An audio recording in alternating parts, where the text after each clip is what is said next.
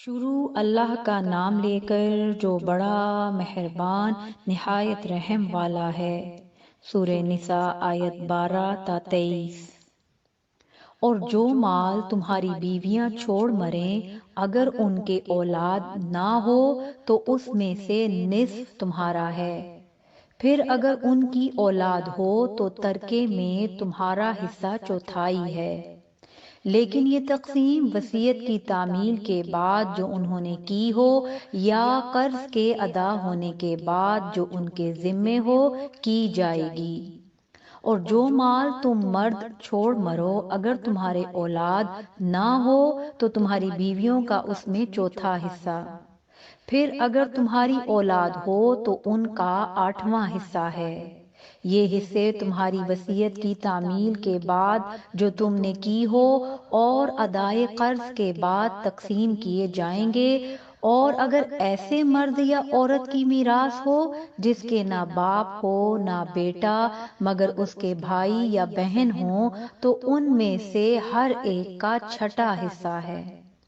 اور اگر ایک سے زیادہ ہوں تو سب 1/3 میں شریک ہوں گے۔ یہ حصے بھی بعد ادائے وصیت و قرض بشرطے کہ ان سے میت نے کسی کا نقصان نہ کیا ہو تقسیم کیے جائیں گے۔ یہ اللہ کا فرمان ہے اور اللہ نہایت علم والا ہے، بردبار ہے۔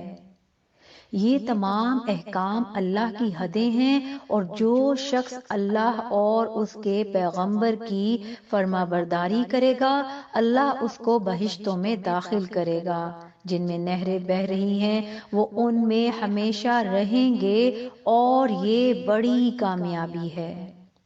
اور جو اللہ اور اس کے رسول کی نافرمانی کرے گا اور اس کی حدوں سے نکل جائے گا اس کو اللہ دوزخ میں ڈالے گا جہاں وہ ہمیشہ رہے گا، اور اس کو ذلت کا عذاب ہوگا۔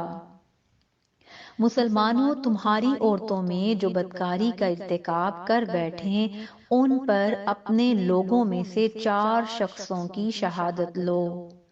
اگر وہ ان کی بدکاری کی گواہی دیں تو ان عورتوں کو گھروں میں بند رکھو یہاں تک کہ موت ان کا کام تمام کر دے یا اللہ ان کے لیے کوئی اور سبیل پیدا کرے۔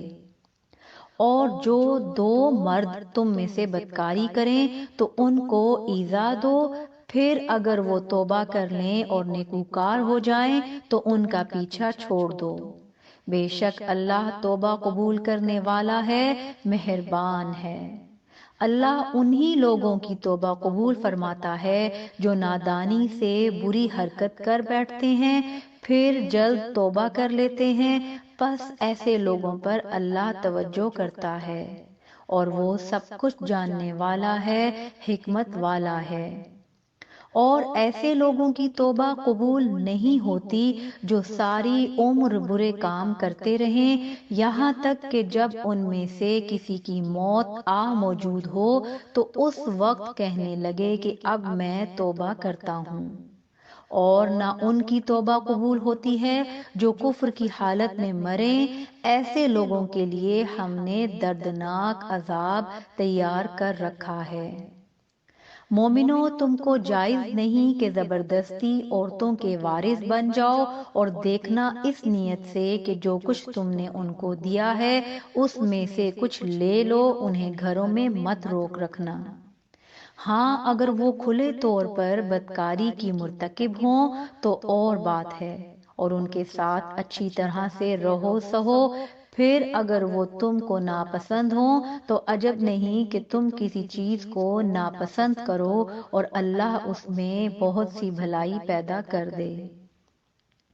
اور اگر تم ایک عورت کو چھوڑ کر دوسری عورت کرنی چاہو اور پہلی عورت کو ڈھیر سا مال دے چکے ہو تو اس میں سے کچھ مت لینا، بھلا تم بہتان لگا کر اور کھلا گناہ کر کے اپنا مال اس سے واپس لوگے؟